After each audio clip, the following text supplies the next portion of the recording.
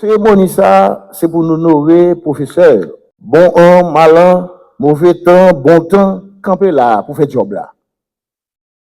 Parfois, vous bravez danger, gang, point caillou, violer Timounio, mais elle fait job là. Nous venons nous honorer là, je dis, et vous méritez ça. Qu'à travers le pays, nous avons honoré. Pour nous prendre 365 journées pour nous honorer. Nous puisqu'on parle avec nous, la travaille sur deux problèmes. Problème structurel, qui l'école nous voulait pour le pays. L'école, ça, il arrive dans la limite. Qui sont constatés?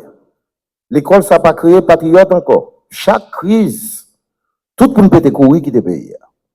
Tout le monde qui est diplômé, tout docteur, tout savant, il peut courir. Donc, il faut faire l'école qui répond à besoin du pays. Qui, professeurs, nous dit nous, bonne fête. Les enseignants et les professeurs, vous êtes ce que la nation possède de plus essentiel, de plus précieux, de plus important pour construire sa pertinence, pour conforter sa permanence, sa cohérence, par votre implication de la formation des mentalités, la transmission des savoirs-dire, des savoir-faire, et aussi la construction des savoir-être. La formation des ressources humaines dédiées au développement du pays, à son progrès et à sa défense. Je vous apporte la reconnaissance du gouvernement de la République, qui traduit la confiance placée en vous pour le renouvellement de la nation.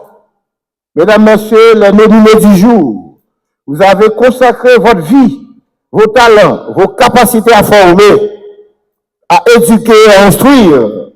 Vous êtes les modèles de pays qui cherchent désespérément à qui croire, à qui faire confiance, qui encore se sacrifie pour la défense de l'intérêt supérieur de la nation.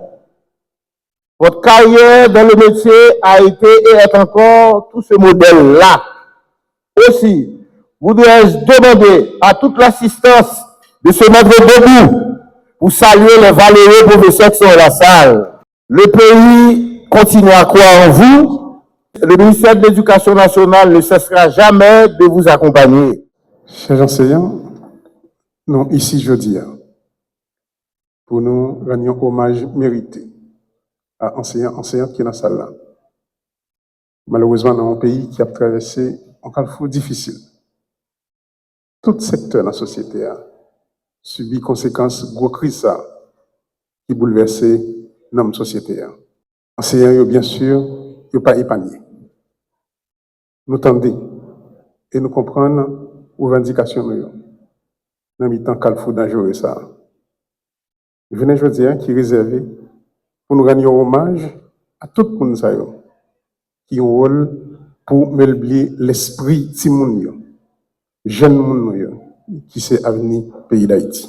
Nous-mêmes, au niveau du Conseil présidentiel, là, ensemble avec le gouvernement que le Premier ministre Alexis Didier Fils-Aimé a dirigé, dans le budget 2024-2025, là, à côté des préoccupations que nous gagnons sous question de renforcer toute force l'audio. Mais dans le budget, ça, nous te mettons une attention spéciale sous question éducation. Parce que nous connaissons place éducation dans la construction sociétaire. Parce que vous, enseignants, enseignantes, vous êtes les forgerons de cette identité à reconstruire, les artisans de cet imaginaire collectif qui alimentera les rêves de cette Haïti de demain, de cette Haïti future où il fera bon de vivre pour tous les fils et toutes les filles de ce pays. Ce pays, c'est un patrimoine commun que nous avons.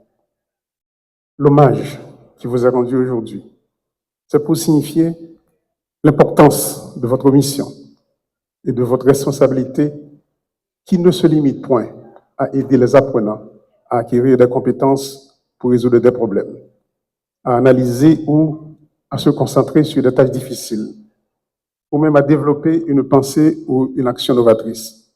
C'est aussi et surtout pour nous l'espoir de construction d'une nouvelle Haïti qui n'existera pas sans nos enseignants et nos enseignantes. Ce n'est donc pas pour rien, conscient de son importance, que l'enseignant, que l'enseignante bouge, s'agite, crie et revendique.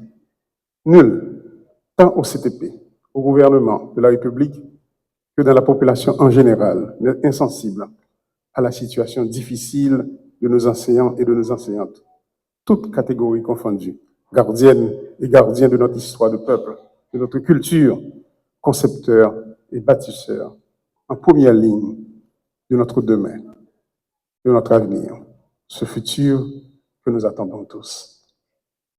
Chers enseignants, chères enseignantes, vos cris et vos légitimes revendications parviennent aux oreilles de nous tous et de nous toutes. Nous comprenons que vous en avez assez, que vous avez assez enduré, assez souffert.